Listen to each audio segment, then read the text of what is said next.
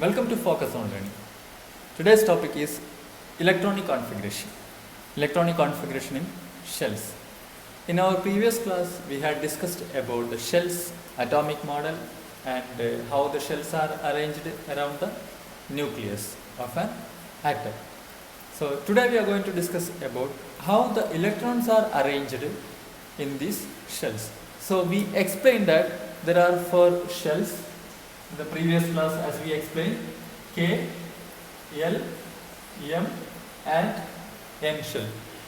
And we have an equation, a formula, which is 2n square, where we can find out maximum number of electrons that can be accommodated in each shell. So here n stands for the number. N stands for the number. So K has the number 1, first shell it is. L is the second shell. M it is the third shell. And N is the fourth shell. So as per this number, if you go and find out how many electrons can be accommodated in each shell, for that we are using this formula 2n square. Okay, so now we will find out in the K shell how many electrons we can accommodate. So we will use the formula 2 into n stands for 1 in case of K shell, 1 square, which is equal to 2. So K shell can accommodate maximum of 2 electrons. Where in the case of L shell, we have the number L2. Okay, so when we are applying in this formula 2n square, 2 into 2 square, we will have 2 into 2 square is 4. 4 into 8 electrons. So we can accommodate 8 electrons in the L shell. Next one is M shell. M shell, how many electrons we can accommodate? We can accommodate 2 into 3 square. Where this 3 has come? 3, it is n, okay, number, it is third shell. So 3 square is equal to 9, 9 into 2, which is equal to 18. So 18 electrons we can accommodate in M shell. And while moving on to fourth and last shell, N shell, how many electrons we can accommodate? N number, small letter n stands for 4, and we will have 2 into 4 square, which is equal to 2 into 16. We can accommodate a maximum of 32 electrons in this N shell. So we have here 2 electrons in K shell, and here 8 electrons, here 18 electrons, and here 32 electrons. Depending on the number of electrons present in an atom, we are arranging here electrons in different shells. Okay. Now,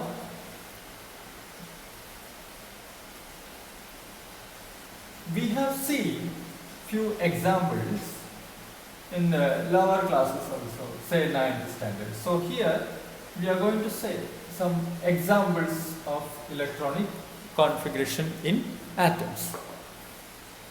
So before going to the electronic configuration of elements, electrons arranging electrons in the shells of each element or atom, we have to talk something about the periodic table, how the elements are arranged in the periodic table. We know that elements are arranged in the modern periodic table, elements are arranged in the increasing order of their atomic number.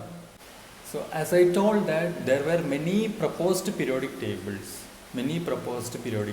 Newland's model, Newland's octaves, and later on Mendeleev's periodic table. Now while coming to the modern periodic table, 118 elements are there in the modern periodic table, 118 elements. Okay, so these 118 elements are arranged in the modern periodic table in the increasing order of their atomic number. The first element, hydrogen, has atomic number 1. So what is atomic number? You will surely get a doubt on this atomic number there. What is atomic number? Atomic number, it is the number of protons in an atom. So remember, in one class I have told you that number of protons and number of electrons in an atom will be the same. So it can be the number of protons, either the number of protons or the number of electrons. So atomic number means it is the number of protons or the number of electrons in an atom. Okay. So increasing order of atomic number, we have the periodic table. In the periodic table we have 18 groups and 7 periods. We have 7 periods and 18 groups in the periodic table, where the elements are arranged in the increasing order of their atomic number. So we have atomic number 1 means electron will be 1 or proton will be 1. Any one we can count there. So if you know the number of electrons, or if you know the atomic number of a particular atom, you can go for the electronic configuration in different shells. Now we will move on to the electronic configuration based on the atomic number. Okay. So let's see for hydrogen itself. First element, as we said, hydrogen it is. So how many electrons does hydrogen have? Hydrogen has only 1 electron. As I told in the beginning, hydrogen is the first element in the periodic table. It has only 1 electron. So 1 electron we can arrange in K, L, M or N shell. So hydrogen has only 1 electron. So that must be arranged in the K shell, because these shells are arranged in the increasing, or the electrons are arranged in the shells in the increasing order of their energy, and the shells are also arranged in the increasing order of their energy. So as we move from the nucleus move away from the nucleus, energy of these electrons are increasing. So this will have the lowest energy, then energy increases, then again increases, and this will have the highest energy compared to all these 3 shells. So hydrogen has only 1. Next element is helium. Remember that in the K shell itself we can accommodate 2 electrons. So helium atomic number is 2. We can accommodate 2. Next we will move on to carbon.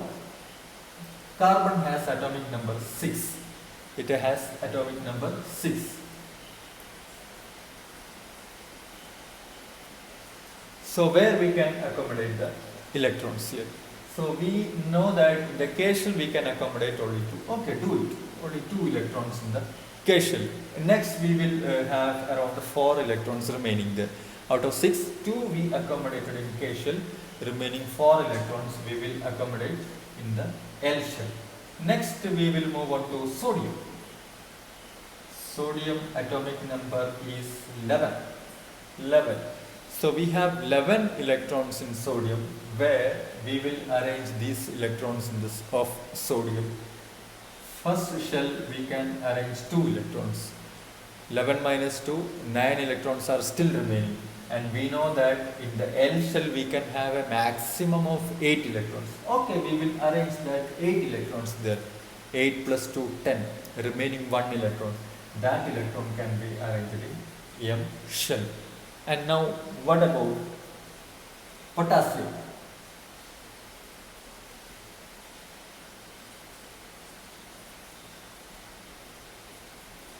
Potassium has 19 electrons. 19 electrons potassium has. First 2 electrons here. Again 17 electrons are remaining.